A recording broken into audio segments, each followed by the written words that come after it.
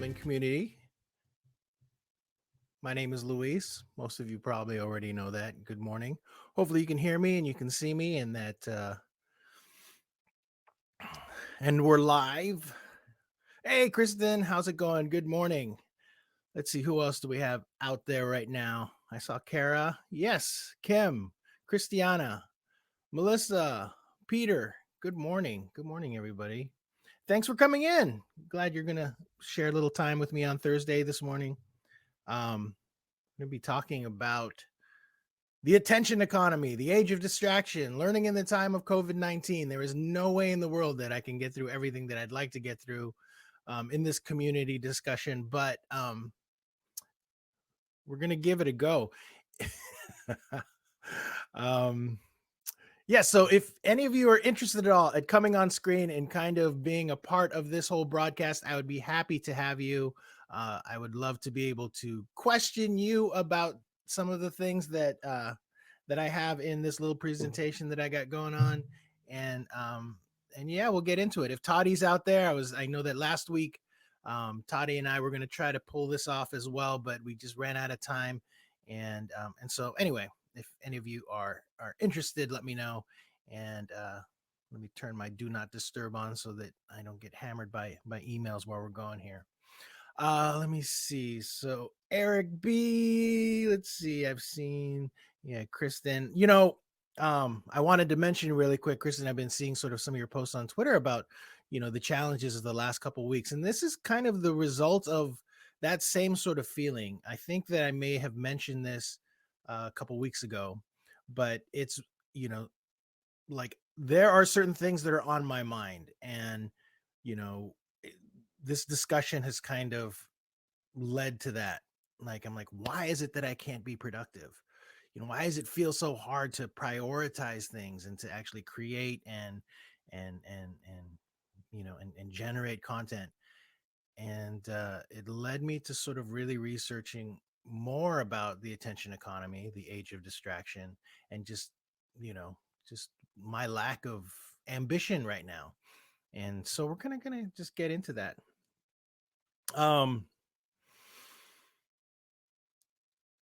Yeah, so Kristen actually has a question just to start it out. If interested, if everyone can count up the things they're doing right now.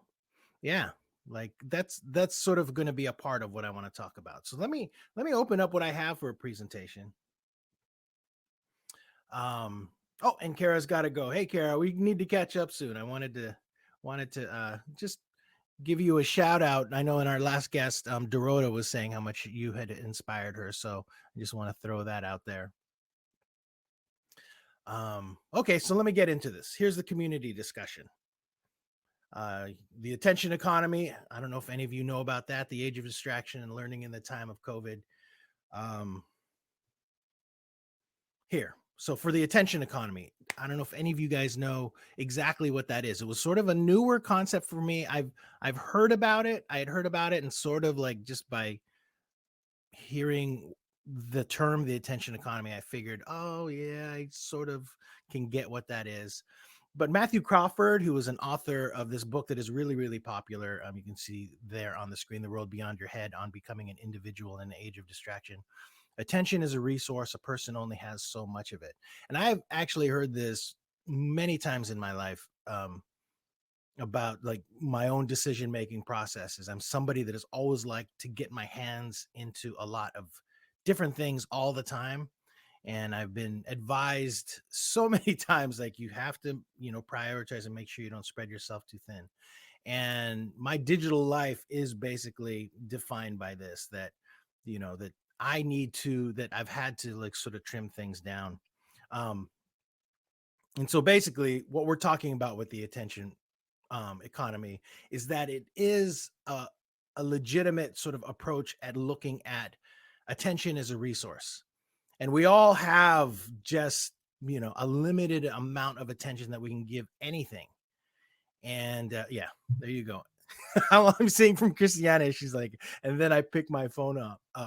I can tell you, just even being able to put together this presentation, all you'd have to do is look at my YouTube history, and you could see just how distracted I am in my life. It's like it takes forever for me to get going with anything. Even just, yeah, my social media habits, all of that stuff.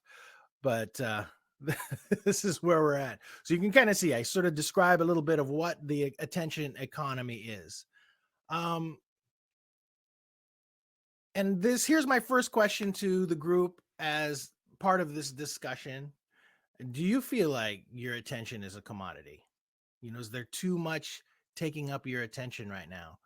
With the state of the world right now, well, primarily the state of I don't know, maybe North America, or you know, do you feel like you're kind of getting drawn really, really, or pulled in different areas and just getting worn thin?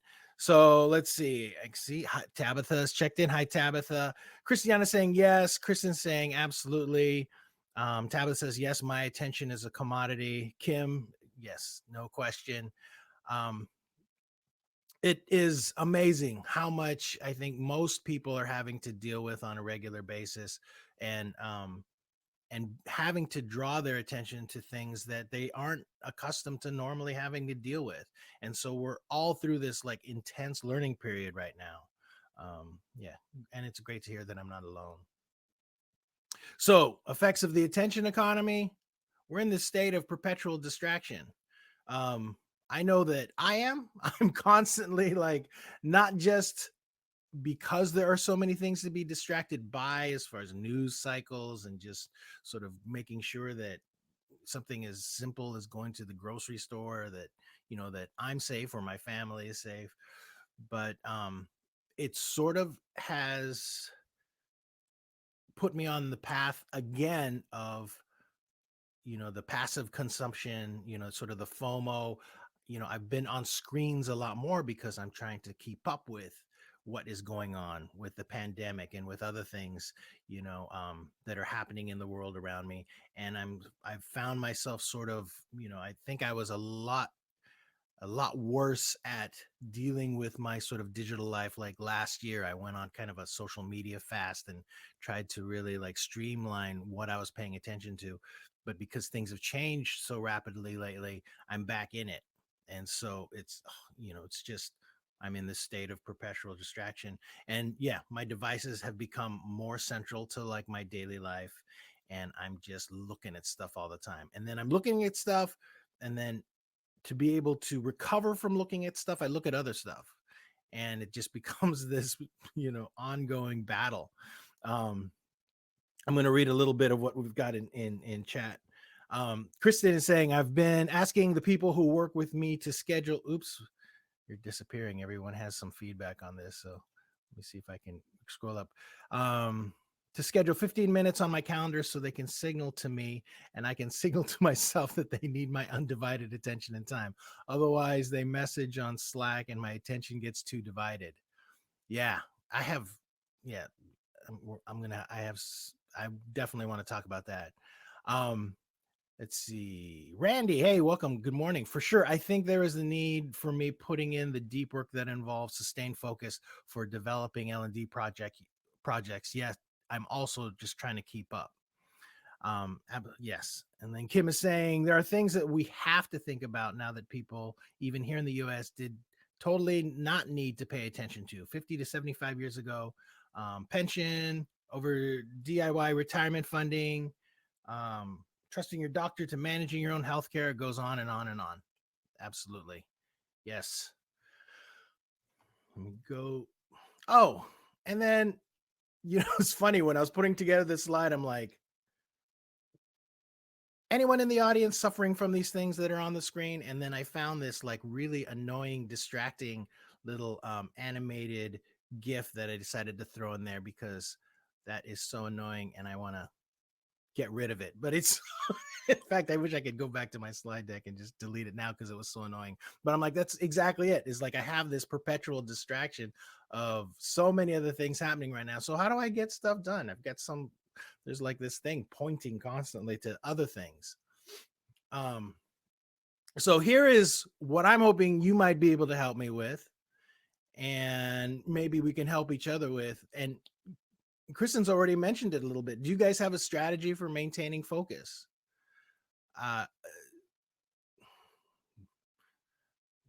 Anybody? Like for me, I have really had to just have an honest sort of analysis of what is important to me and what my priorities are. And I've just sort of outlined them. And those are the things that I'm focused on right now. And I just stick with that. And it has evolved over the last few months, right? In the beginning, it's like, this is just temporary. We're going to be okay.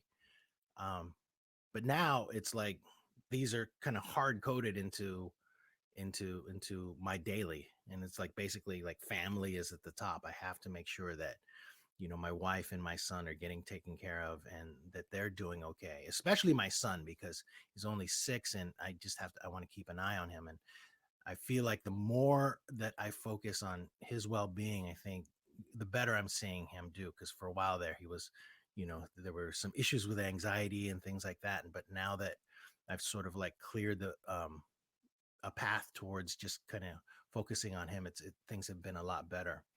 Let's see. I'm going to read Kim. Let's see. Kristen was replying to Kim. Decision fatigue is real. I'm really struggling with it. Related to the pandemic too. Is this activity safe? Will people wear masks? Have recommendations on that changed? Oh, Mike Sloat is in today. Great. That's weird. Okay. Let's see. Randy saying, I'm still trying things out. I'm definitely trying to turn off notifications of control when I'm being pulled to look at something on screen and taking more frequent walks. Totally agree, Randy. Yes. In fact, like last year, I pulled all my social media apps off my phone, and I generally turn off all notifications. Just period. And like I don't even even my phone just buzzes and anything that comes through. Now the problem with that is a few months ago I had to reformat my phone because my phone was kind of being a little buggy, and now I haven't completely wiped out notifications from coming in, and so I do get interrupted again. Let's see. Kristen saying, I'm really glad to hear that that my son is doing better. Yeah, that's so important. It's so important. And I really have to pay attention to him. And I'm just going to throw this out there right now. One of the big things that he and I have started doing that have really improved things for him is we've been playing Dungeons and Dragons together. And he's only 6, but it's been a really, really great sort of tool for us to spend time, like in the evenings, and we just come up with stories, and I try to keep it really, light, not like heavy, crazy monsters and stuff. But that's been really, really good. It's kind of helped get away a little bit. Let's see. Oh, I saw something Vanessa had posted that I want to read out loud here. I had to begin to schedule social media time and shut down of notifications to focus on work. And I need to be strict with that so that I don't go down a rabbit hole. Yes. Yes. Um, Christiana saying, now that we work from home 100%, I had to stop leaving my phone on do not disturb because I was missing work calls. Wow. Yeah. See, that's kind of that's the challenge, isn't it? And Kim, almost all notifications disabled on my phone. Vanessa also adds, I also started allowing myself to have fun during my morning workouts. I usually listen to a podcast or audiobook, but once I start feeling drained, I switch to my jams, and it instantly lifts my mood. Yes, absolutely.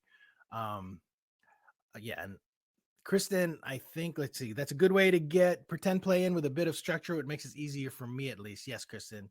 And so I recommend it if you've got little kids and you are kind of a D&D person. It really has helped me a lot. Kitsal, here we go. What do we got? I don't think people realize that in their effort to answer emails in the middle of the night to remain productive, they have moved the burden onto their respondents who also can't disconnect. See, you always come up with the good stuff. That is actually a really, really good point.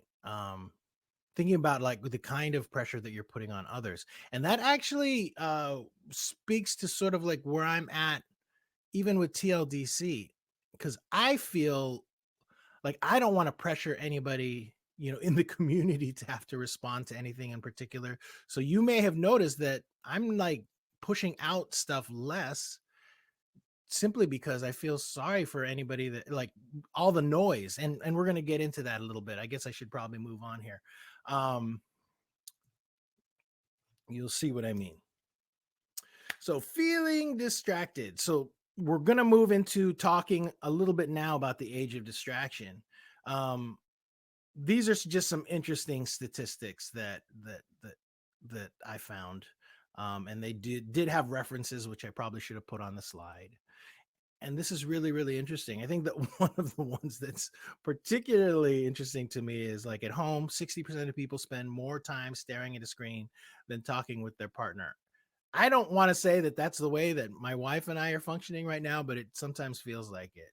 And it's because, we do this thing sometimes where she's be like, we'll be like, "Hey, did you see blah blah blah this and this and this news blurb?" And we'll go back and forth and do that like quietly in the kitchen while, my son is playing with his Legos or something in the other room. Because we're just trying to like keep an eye on things and just like sticking to the news because we're totally just you know concerned about the world, and it's kind of a problem. um Oops, let me go back. Oh, oh, are you feeling distracted, and what is distracting you? We've kind of just been talking about that. This is, I guess, the subject. The entire topic is really focused on that. um but I would like to know if you guys had some specifics in this. You know, Kristen, you should like be a guest on, because this is pretty much the thing that you were asking at the beginning of this discussion. Is like, what are you guys working on? Let's see. So I am going to read. Let's see. Oh God, this is such good stuff. Kristen was saying, but that takes mindfully communing that fact rather than just hoping they assume you don't mean they should respond at 1 a.m. I especially communicate that to people who I'm managing. And so we're talking about the Quetzal's initial statement. Um, oh, I love this stuff. Oh, and Kim mentioning this, she's asking me, have you read anything about that? As we get older, we get more distractible naturally because we have more lateral thinking. I haven't read that, and that is very interesting. And I know that for me currently, my focus just, I really have to just kind of like put everything into like singularly into tasks. And let me get to this next slide because oops, this is pretty much how I feel for the most part on a regular basis, that I've got too many tabs open. Now, I am kind of lucky in that my day job, I do a lot of like, especially HTML and CSS coding. And when I get handed jobs to do that, I love it because it's basically just assembly. And it's just, I can focus on it. And it's very hard. It's not as easy to get distracted when I'm typing HTML and CSS code, because you just have you can really zero in on it. But then when I have to do research, when I have to do strategy, when I have to do these other things, this is where my brain starts to like open up all these different tabs. And then my YouTube history tends to get a lot more colorful. Like, I can tell you when I'm coming up with a slide deck, I would probably like, what did I learn? I learned like what camping stove I want when I go camping at some point. Again in this life. What are the top 10 movies to watch on Netflix right now? Um, I mean, it would be embarrassing to look at my YouTube history. Uh, yeah. And it all kind of comes back around to, not being a multitasker, because that is, you know, trying to do too many things at once right now is really what the problem is. And because that is what is creating the distraction. That is basically what the attention economy is built on.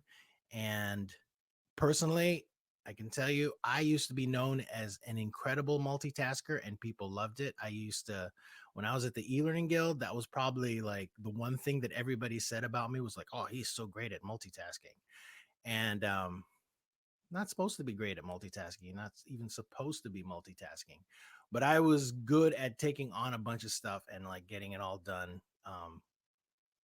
at the same time, and just basically providing results. and I was exhausted all the time. That's probably one of the reasons why I can't do that kind of work anymore, was because I would just, try to do everything all at once. And so I love this sort of list that I found. Multitasking can make us walk into traffic. Yeah, definitely can. And it was actually from Psychology Today. It's hilarious. There are actually references to scientific studies for all of this stuff. And I sort of was wondering if anybody, like, are you forced to multitask ever? Do any of you like have to do that at any time? Oh, and Kim saying no one multitask. It's one of those myths. We switch task, and that gets much harder as we age. Yeah. Okay. Yeah. I didn't know if there was science behind that. Um. Uh. Yeah. No, I can see that, and that was, if it's switch tasking, that's what I was really really good at. I was switch tasking. Okay, good. I'm gonna have to research that. I didn't realize there was science behind switch tasking. That is funny. Okay, so things are going pretty quick here. I'm actually getting far in my slide deck, further than I thought I would at this point. Um, so here we are trying to learn and help others learn in the time of COVID-19. And basically, as I had done, as I researched through and kind of, formulated, like, how is it that even for myself, can I help improve my situation as somebody that is trying to be productive, somebody that is trying to create content, somebody that is trying to help others learn and help them with achieving their potential. And really what it comes down to are sort of just this list of things that I found. I'm sure that there's a lot more. When I started going into researching this topic, it was, I mean, I got into it and it just was almost overwhelming, like this avalanche of information that I wanted to absorb all of it, but it was just impossible, because I am right now right in the thick of things when it comes to being distracted, because I've just got other priorities. But creating structure, huge thing. That is a really really big thing for me right now, is trying to just establish really really like solid boundaries for what I'm doing, and just have a plan constantly. I have a notebook sitting on my desk right now, and I just write constantly, like, this is how I'm going to structure my day, this is how I'm going to get this task done. I just have to do it. And I'm going to read some of the comments in chat now. um Let's see. Randy saying, yes, everything I've read says multitasking really doesn't make you that much productive. I think in the moment you feel like you were productive, but in the long run, it doesn't seem to work. Yeah, I think that as a multitasker, when I did event production, there were always a million things to have to do to, to produce like a conference. And I was somebody that could just go from, A to Z, and just take on whatever just needed to be done. And that's one of the reasons why I was able to switch task really, really well, was because I can just jump into a bunch of different things and make it happen. I mean, even with TLDC events, for the most part, I didn't have that much support. And so it was primarily me, just like, just this organizing and putting everything together. Um, so yeah, creating structure, big deal for me. Um, One of the things that I saw that was a recommended thing to be able to maintain some level of productivity is just focus on being an expert at something, build a specific skill, and just keep on working at building that skill. And I'm wondering if anybody is doing that right now, if you find that that's helping you in, at all, just trying to keep focus on anything. I know that for myself, I had started to really, I wanted to focus and sort of master achieving another level of being a good guitar player. As you can see, I got all these guitars back there. And then it's been about a month, but then I ended up getting elbow tendonitis in my left arm. And so I've kind of had to stop that because I had started playing so much that I stressed out my left arm. But, so now haven't quite decided what my next sort of, you know, skill increase is going to be or what I'm going to try to work on. But I do like this idea of exercising my ability to focus. And so I'm looking at trying to find something else to build expertise in. Information pollution, just like we were talking about notifications, uh, just turn them off. Just turn them off. My life has been so much better since I took any social media apps off my phone or anything that is going to bug me on a regular basis. It's been really, really helpful. I did it last year for the first time, and I definitely don't want to go back. And just limit or disengage from large social media outlets. That's really been something that that has been a practice of mine over the last year. I have to say though, I've re-engaged a lot more on Twitter, which has been kind of difficult, but that's a news outlet for me, and I get distracted a great deal by that. Haven't installed the app on my phone. I look at it like on my phone if I have to, just via the browser. Um, but other than that, Facebook, even LinkedIn, I barely go on, just because I get hammered on there constantly by marketers. So uh, that can be really, really helpful in helping with trying to limit distractions, um, and really create information preferences, filtering mechanisms for like everything on your day to day basis. For my day job, I've and it can be hard. Like in my day job, I also help with building newsletters there, and we currently have, I don't know, like 5 or 6 newsletters. And I love newsletters, and I end up like those can be a tremendous distraction for me, and I've had to be very, very disciplined about not like just, I mean, the newsletters that I build tend to have like tons of links in them, of course, and which I love, but at the same time, it can just, I mean, I could sit there on a newsletter for hours and hours and just go through everything that our editors have created. And practice mindfulness. I have been, this is something that I just started, and it's just every once in a while, I just take a break and really focus on just being mindful of what is happening in front of me at that moment. And it's a start. It's a start for me. Okay, I'm going to read some stuff in chat. Tabitha saying I'm a to-do list person. This helps, and goals on time frames to have it done. Definitely, that has always helped me. Just that structure of having a to-do list, and I use my notebook. Digital to-do lists have never worked for me. I just wish that I've always tried. I was, for years I went back and forth trying to. I really believed that something was going to work for me, but actually, I have to correct that. I do use for my work at O'Reilly.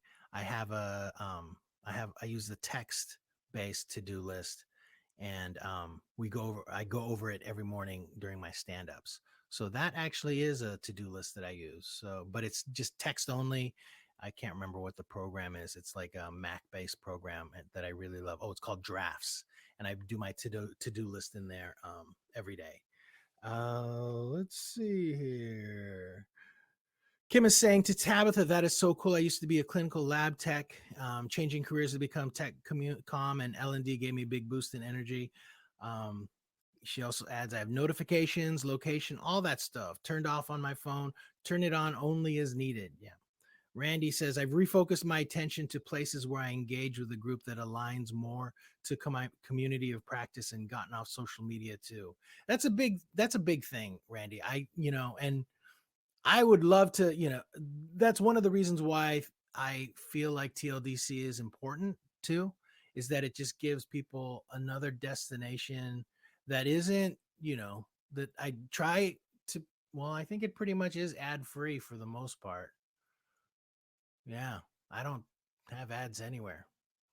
So yeah, I think it's pretty much a safe haven for coming in and just being able to just focus on professional development and, just the content that you want. You're not there. There's very little information pollution. Kim saying, I need to get on LinkedIn and I kind of dread it. Such a time and attention drain for little value, at least for me, unlike TLDC. Thanks, Kim. I can't say that. I mean, LinkedIn, I have a love hate relationship with LinkedIn. Sometimes it's okay to me. It's never great. I don't know. I I'd love to hear some of you guys, like, because I feel like some, like you're saying, Kim, is that there's this, if you're a professional in your field and, to feel legitimate, you have to be active on LinkedIn. I don't know really about that. Cause it's crazy. If, even with TLDC, I kind of look at the followers and kind of the connections that I have. I haven't tried to nurture that at all. And there's so many people that I'm connected with on LinkedIn and that comprise the community there. But I do actually very little on LinkedIn, and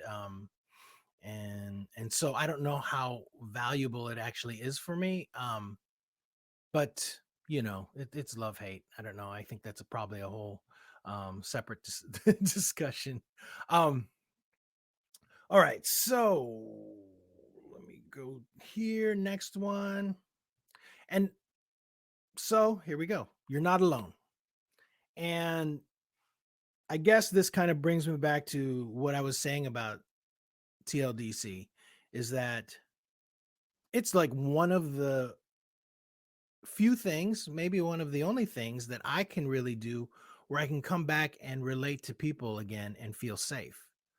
Right. And so I am, I know that, I've had people advise me that I should be monetizing what's happening in the Slack place, or even what's happening here on, in our community discussions and just on the day to day, like, you should be pushing out more things and selling more things.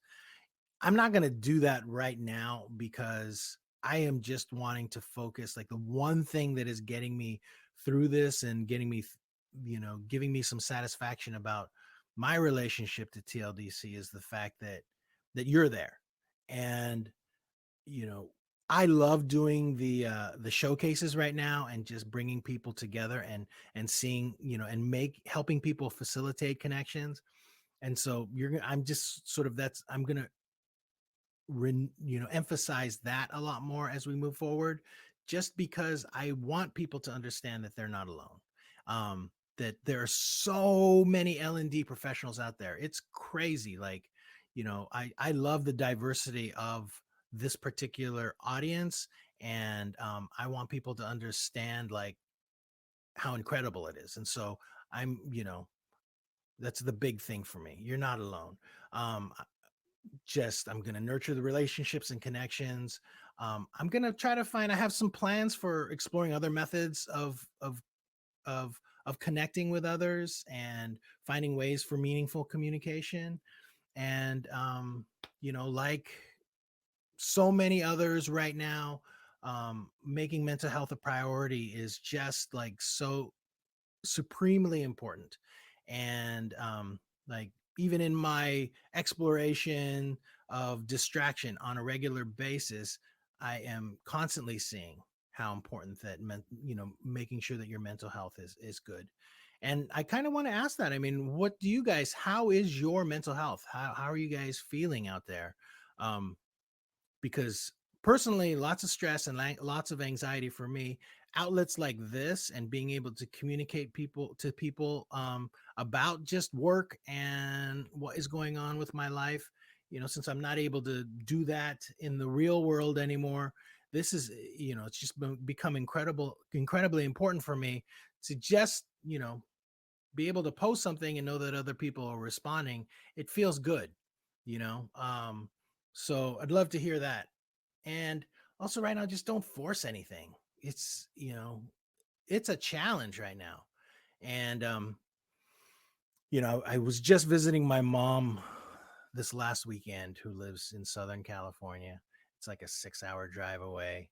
and she survived World War II. Like she lived in the occupied Philippines, and she was telling me about how, during World War II, just the how she felt as a 12-year-old girl, um, having to worry about whether or not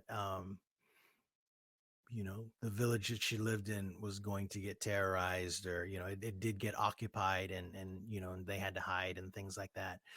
And and and she felt like, um she said that right now she has that same feeling, that you don't know where the danger is, and you have to just constantly think about survival. And she really, like, I'm like, is it as strong as that back, like from what you remember? And she said, yeah, it does. It feels very, very similar. And so, and her thing, even to me then, was, I mean, just this weekend was just like, don't force yourself to do anything. Just, you got to take it on a, uh, take it at a day to day kind of basis. And I totally believe that. And that's, even right now when we're making decisions about my son's school, like what his plans are, and just even my wife, who, working from home, and just sort of the responsibilities she has, we're just not forcing anything. We're lucky that we're able to make decisions like that, but go easy on yourself. And let's see. So Kim is saying, let's see, I'm fine, but my life is pretty simple. No kids. I also have trained myself for decades to have limited expectations and roll with what happens. That mindset is really helping me right now. And on a personal note, my faith is also a big help. Absolutely. If, gosh, like, that is like a huge, exclamation mark right there. That really, really helps. I know, even with my mom, that's the big thing that she's focused on right now. Randy says it goes up and down. I've been trying to schedule one hike a week with my partner so that I'm balancing out my screen time with some unplugged nature time. It seems to help along with frequent walks, but on some days I'm spending long hours on screen and feel completely off and almost nauseous. Um, Kitsal, these are my only outlets. I'm not trying to go outside, so yeah, not going to disconnect from social media. I just tell people not to follow me so they don't get the vomit from me on their timeline. That's kind of you. I follow you, and I love the stuff that you post. So, yeah, yeah. Um, yeah. So let me see. Did I have anything else? I want to talk about that. I do have one question in the Q&A area, so let me pull that up here. Let's see, Randy. Oh, yes. Okay. So Randy's asking me, how do I feel about Cal Newport's ideas about doing deep work and going into the realm of digital minimalism? This approach seems to be almost the opposite of multitasking. Yes. And so for those of you that don't know, Cal Newport he's the author of several books that are kind of all related to digital minimalism. It's, in some way. I know that, and I don't know if you saw the message that I posted back on in Slack, Randy, but Christiana and I had a conversation about digital minimalism last year, and I totally love everything that I've seen come out of Cal Newport. That Art of Manliness podcast episode is absolutely fantastic. I can't recommend it anymore. You're right. The actual show, the Art of Manliness, it's sort of, I've listened to some great episodes that have nothing to do with manliness on that podcast. I subscribe to them or follow them on Spotify. So I highly recommend anybody that is interested in digital minimalism to hit up Cal Newport. In fact, it's almost unavoidable. You're going to run into him regardless, because he's very, very he's just out there. He's one of the main people that talk about digital minimalism, and that is something that I love to do. Now, my challenge is with TLDC and digital minimalism. I it it it's not easy. And there was I think it was Matthew Crawford, who I posted a quote from in the very beginning. Like, one of his things, and when he talks about the attention economy and the age of distraction, is basically, okay, just now that you've become kind of a digital native and you really work, like your life is so focused around digital events, turn it all off, learn a skill that is, that has nothing to do with a computer or anything like that, and focus on that. And then you'll basically become an individual again and a normal human being. That's kind of, he has a book that he recently released, or I don't know how recent it was, but he has a book that basically talks about that. And I'm afraid to read that book. I'm interested in it, but um, it would probably really mess with me. Um, so yes, thanks for that question, Randy. And let me see. I don't know if I have any other slides. Nope, that's pretty much it. So I'm going to turn off the screen share. There we go. Yeah, and thanks for posting that link, Kim, to Cal Newport. And I want to see, is anybody else have anything that they'd like to say, especially, and J Rock, thanks for coming in, especially about um, this age of distraction and the attention economy, and any challenges that you're dealing with right now. You know, as a community, I really, my belief is that being able to get through these challenges that we have, you know, we need one another, and we can't do it face to face. It's not like we can go to the community center and kind of gather. I can't produce a conference where I can get, everybody under a roof and help support each other's professional development, um, ambitions. But at least there's a digital space where you can come, and I feel like, I'm hoping that you can feel safe and that you can find some trust, and and still continue to grow. Because right now, in this sort of, in this dynamic that we're living in, it really is hard to grow, I feel. I don't have any data or science behind that, but um so that is where my mindset is going, is like, where is there a way that I can continue to help facilitating growth, through TLDC? And that's kind of, that's my challenge right now. So that's it. Let me read a last few comments, and then we'll wrap it up. So Randy's saying, I couldn't agree more. I've been doing canning projects and weird fermentation projects that are more analog. I love it. Yeah. See, I would love to learn how to make kimchi. So yeah, fermentation. I actually have a coworker that he's building patio furniture on the weekends, and and selling them. So, and he's doing really, really well with it. So he's just like codes and programs during the day, and then on the weekends he builds patio furniture. And he's like, it's like been life changing for him.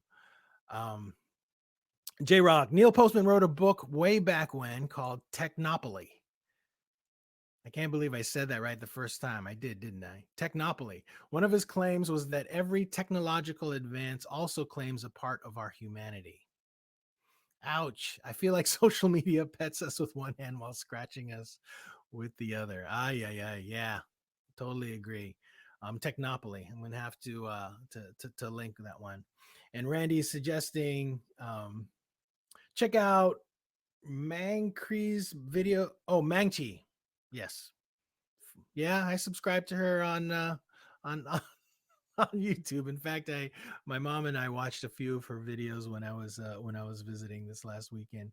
Um yeah, my mom, yeah, Mangchi, she's fantastic. And one of these days, yeah, kimchi is definitely not for everybody. I have to agree with that, but it's for me. I do love it. Rick has to throw in there, kimchi is the bomb. Yeah.